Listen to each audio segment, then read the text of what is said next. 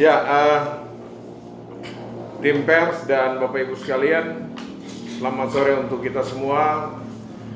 Amolongo, Nimo Witimi, Shalom, salam sejahtera untuk kita. Assalamualaikum warahmatullahi wabarakatuh. Om Swastiastu, Namo Buddhaya, salam kebajikan. Pada sore hari ini kami dari tim gugus tugas percepatan pengendalian COVID-19 Kabupaten Mimika, kami selain akan menyampaikan laporan penemuan baik kasus COVID-19 maupun status pasien dalam pengawasan, orang dalam pemantauan maupun orang tanpa gejala. Tapi pada kesempatan pertama ini sebelum kami menyampaikan temuan-temuan di lapangan yang disampaikan oleh atau dilaporkan oleh rumah sakit, puskesmas, maupun fasilitas kesehatan yang lain di Kabupaten Mimika, kami sore ini mendatangkan ada 5 orang tenaga penyelidikan epidemiologi, tenaga surveillance, yang selama ini melakukan kontak tracing dari mulai kasus pertama ditemukan hingga sampai hari ini. Dari ujung kiri saya ada Pak Linus Dumatubun, Sarjana Kesehatan Masyarakat yang juga adalah sebagai Kepala Seksi Penyakit Tidak Menular. Kemudian di sebelah Pak Linus, Pak Kamaludin, Eskepnars yang juga merupakan wasor untuk kasus TB. Dan sebelah kiri saya Pak Usman Lali Muda yang juga adalah Kepala Seksi Imunisasi dan Kesehatan Matra. Kemudian di samping sebelah kanan saya adalah Pak Samson Manau. Pak Samson Manau adalah penanggung jawab program malaria di Malaria Center. Dan yang paling kanan yaitu Pak Obed TKG, beliau adalah Kepala Seksi Pengendalian Penyakit Menular. Tim pers, Bapak Ibu sekalian dan masyarakat di Kabupaten Mimika sekalian yang kami hormati, mungkin sebelum kita masuk ke dalam penemuan-penemuan kasus yang sudah diterima hari ini, ada baiknya kita mendengar sedikit bagaimana pengalaman di lapangan ketika melakukan tracing kontak. Setelah kasus dilaporkan positif dari tim gugus provinsi, kemudian teman-teman penyelidikan epidemiologi melakukan kunjungan ke lapangan dan kemudian bisa menemukan orang yang melakukan kontak erat, baik kontak erat resiko tinggi maupun kontak erat resiko rendah. Saya berikan kesempatan pertama kali, mungkin ketika kami semua menggunakan masker dan social distancing untuk mengendalikan penyebaran virus ini, kelima teman-teman saya ini merupakan mereka juga adalah kontak erat risiko tinggi dengan kasus maupun status, karena mereka yang menemukan kemudian dibawa untuk melakukan pemeriksaan dan dinyatakan ada yang positif, ada yang negatif. Kita tahu bersama bahwa pada tanggal 29 Maret tahun 2020 kasus pertama di Mimika dari klaster Jakarta, dan kemudian dari klaster Jakarta ini dikembangkan sampai menemukan orang-orang yang melakukan kontak dengan kasus tersebut. Kebetulan yang melakukan tracing terhadap kasus 001 yang sudah dinyatakan sembuh adalah Pak Samson Manau. Mungkin bisa menceritakan sedikit bagaimana kondisi di lapangan ketika pertama kali menemukan kasus 001 dan tracing, dan berapa banyak tempat yang dikunjungi dan berapa banyak orang yang melakukan kontak. Silakan Pak Samson. Baik, terima kasih Pak Kadis waktu yang diberikan kepada saya. Amolongo, Amulai. Mitimi. Kebetulan saya diberikan tanggung jawab, yaitu di mana kasus pertama ada, yaitu kasus 01 dengan inisial NS. Pada saat itu kita tahu sendiri bahwa berita banyak sekali terkait dengan COVID ini dan simpang siur. Maka pada saat itu terkait dengan COVID masih sangat-sangat di tengah-tengah masyarakat sangat sensitif masalah ini. Sehingga pada saat itu diberikan kepada saya tanggung jawab untuk melakukan tracing kontak dengan kasus ini. Adapun tempat-tempat yang kami tracing pada saat itu ada 3 wilayah atau 3 lokasi, yaitu pertama yaitu di hotel, salah satu hotel, habis itu kedua di salah satu rumah sakit, dan berikutnya adalah kontak serumah.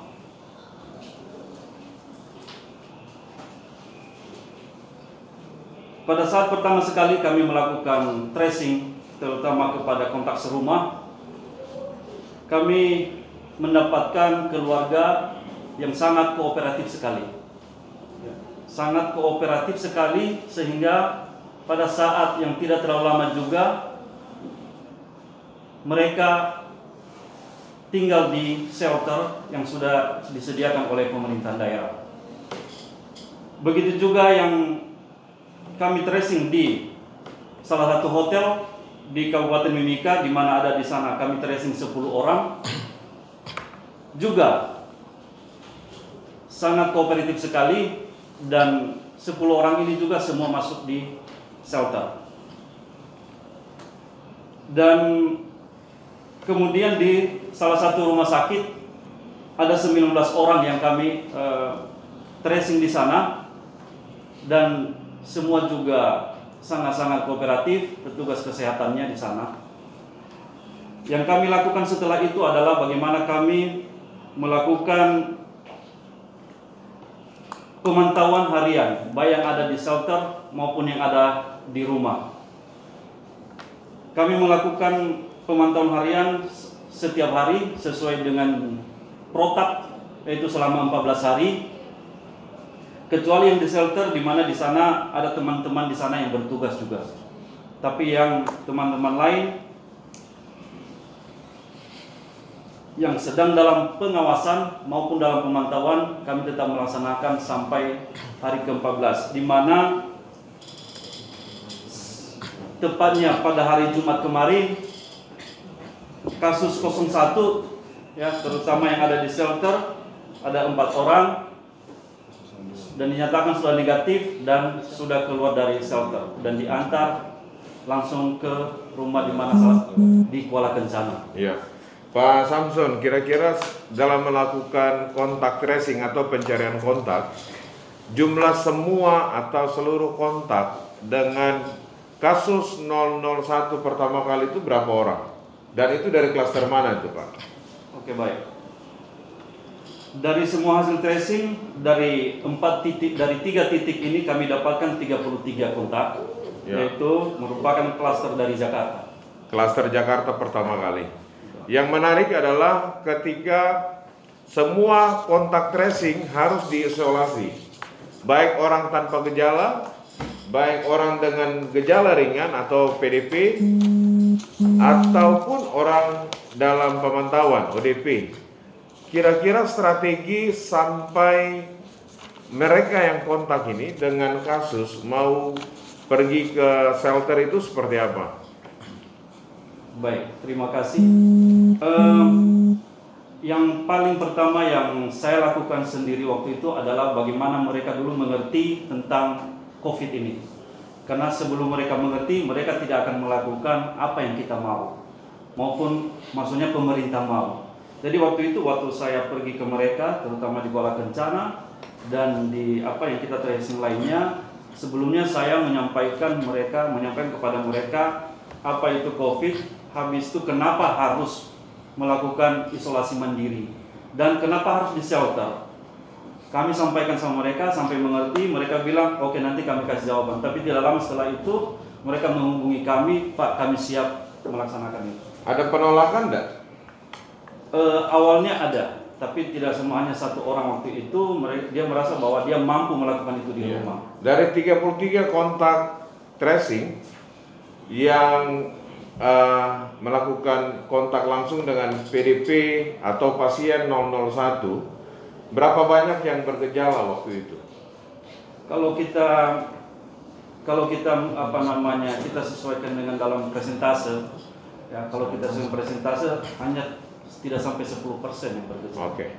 Baik, jadi rata-rata antara 1 sampai 3, bahkan paling tinggi 5% yang bergejala. Sama dengan bagaimana model dampak COVID kepada mereka yang bergejala di kota lain.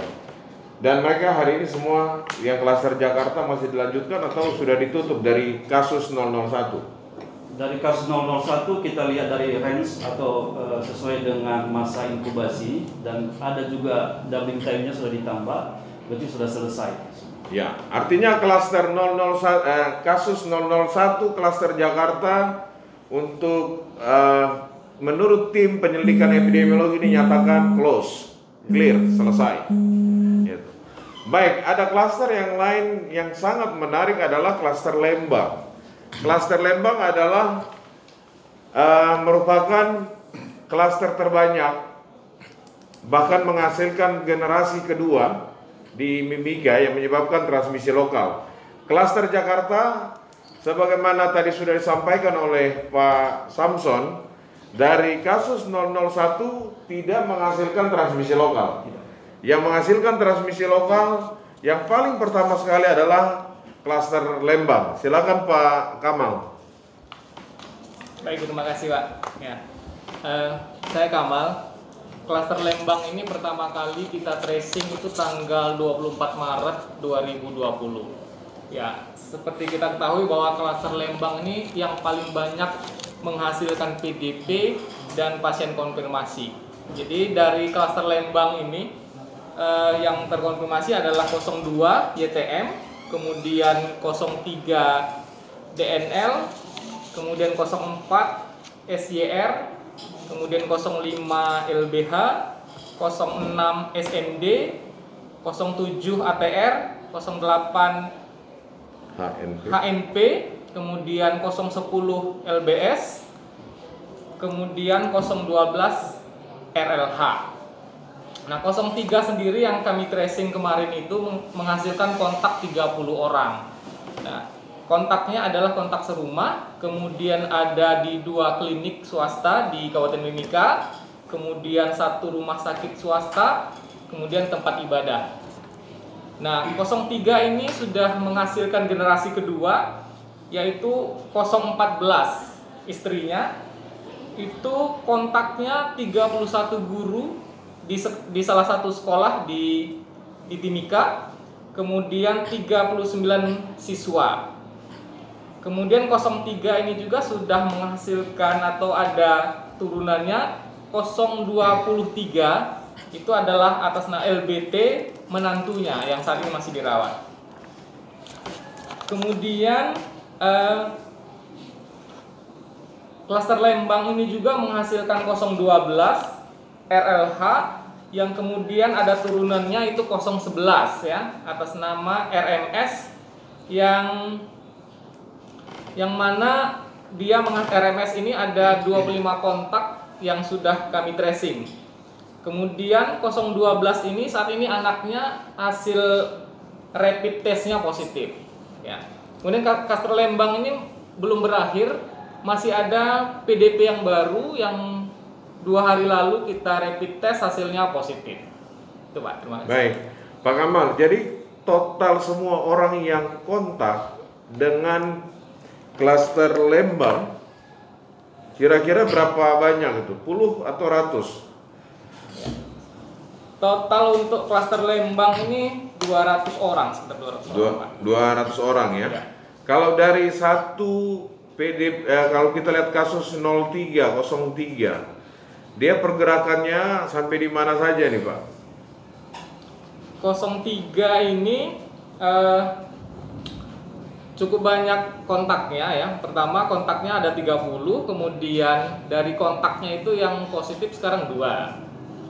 Dan sampai saat ini masih ada juga kontaknya yang RDT-nya positif, yang masih menunggu hasil swab, Pak. Ya. Artinya kalau kita lihat dari klaster Lembang, kemudian menghasilkan transmisi lokal generasi pertama, kemudian generasi kedua, dari 200 hampir boleh dikatakan rata-rata mereka yang kontak erat dekat dan kemudian bergejala, terutama PDP dan ODP, satu orang bisa menghasilkan, satu kasus bisa menghasilkan 20 sampai 30. Iya, betul, Pak. Begitu ya. Ya. Dan klaster Lembang sampai hari ini masih tetap. Iya. Ya. Yang menarik tadi sekolah. Yang menarik sekolah. Ada guru tapi ada murid. Kira-kira bagaimana itu sampai bisa mengetahui atau strategi tracing, strategi mencari kontak itu seperti apa sampai bisa ketahuan, oh ini ada guru, ada sekolah, ada juga siswa atau murid. Terima kasih ya. Pada saat kami tracing 03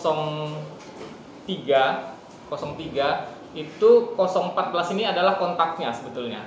Nah, pada saat kami tracing 03 kami sudah melakukan atau melis data kemana saja kontak 03 ini berpergian, termasuk 014 yang saat ini positif.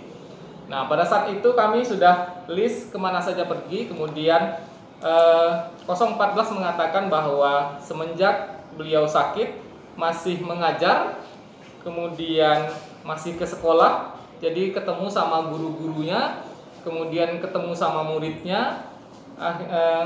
Dari dasar itulah kami menghubungi kepala sekolahnya untuk meminta siapa saja yang kontak dengan 014 dari tanggal 10 sampai dengan tanggal 19 Maret 2020. Dan kami dapatkan data 31 guru yang kontak dan 39 murid yang merupakan anak asuhnya 014 ini. Jadi 70 orang.